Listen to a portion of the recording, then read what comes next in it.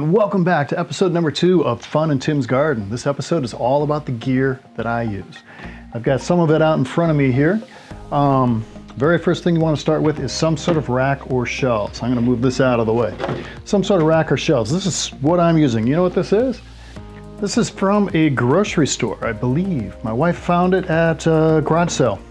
I think for $3. I think the spray paint I used to cover the rust cost more than the actual rack. It's worked out perfectly. I've got 4 shelves. Usually I have 2 for plants, all the supplies on the bottom. Comes in very handy. You'll notice I'm near a window. I like some natural light if I can get it. That's the way I like to do it. Second thing you need to do this, some kind of container tray. I recommend container trays simply because you're pouring water in there and it collects all the water. Within that container tray, they usually come with these and I keep them. I keep them inside just because it makes it easy. And then within that, number 3, I put in these biodegradable pots. Put all the soil in my pots in these, put them in there, and it makes it really easy in the spring. You can just kind of rip them. The roots are all nice and contained. Put it deeply in the ground. Not deeply in the ground, at the appropriate space in the ground. It works out really, really well. Now you can buy these either square or round. Again, Home Depot, Amazon, maybe Target. You can try any one of them. I would suggest getting on the web, look around for the best price. I put all the links that I'm using on the channels. Please check them out. All right, let's put that under here. The next essential thing is lighting. You need some kind of lights. I'm putting up a picture here that kind of shows my setup with my lights. What I was using this year, last couple years, and I'll probably use it again, this is a clamp light. Got it at Home Depot. I have a tripod that I clamp it to, usually about yay high, sticking over the plants just like this. Works out just fine. Tripod, my son got it at a garage sale, maybe $1. I'm sure you have something in your living room, your house, your garage. That would work just fine. The light bulb you want to use is an LED full spectrum light bulb. They use very little electricity. They put out all the right light. And again, lighting's super important. Someone told me the lights are food for the plants. So the more light you can give them, the better. You want them like right here. Tray right there, right here. Okay. I also want to talk about the biodomes. I forgot to mention this. So, when you buy these, they usually come with a cover, like so. Now, the only problem I've had with these is the seedlings get bigger and they start pressing against the top, and that's kind of a problem because, you know, you want them to grow high. You can find these all over the internet. Sometimes they're really expensive, sometimes not. What I did, I kind of modified my own. You can buy the covers separately. They're about $1.50. Look around, see what you find.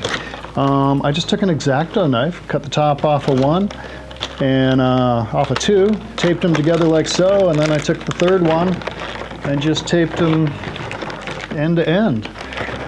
I cut a hole in the top like a vent, and I just put a shim in there, and it works out great if it gets too much moisture in there. And that way, when it's in here, your plants can grow and grow and grow. The plants will be about this high by the time we take them outside. That's a really good start. Okay, next, we were talking about lights. We don't want to forget our light timer. This is your standard, I don't even know what it's called, a light timer. You can get these all over the internet. I think this is about $6 at Target or Amazon, one of those. I have links on the YouTube channel for everything I'm mentioning here, so feel free to go and look. Plug it in the wall, plug a power strip into here, and red is off, green is on. I went 12 hours on, 12 hours off. Seemed like an easy number. So I started at 6 a.m. on, 6 p.m. off, something like that. If you don't want to spend $5 on one of these guys, turn them on in the morning, turn them off when you go to bed. I'm sure it's not out of your routine. Finally, and this is purely optional, I have friends with really successful seed gardens that don't use these, but I've been using them. I've been really happy. These are heat mats. They go anywhere from $15 to $40. It depends on the size, I think. You can get these again at your local big box store or on Amazon. Again, I have links for both. if you want to make life easy and use that way. Put them under here, put your seed tray on top. Now the lights turn on and off every 12 hours. I've kept the heat mats on 24 hours. My uncle, who was with lead gardener for one of the big nurseries here in Minnesota, said especially with tomatoes, they like soil hot, especially in the evening. So you leave these heat mats on and that soil stays really, really warm, and your plants, they loved it. I used these heat mats last year for the first time, to be perfectly honest with you, on every single tray, and the tomatoes especially loved it. So that's my suggestion. We'll put that here.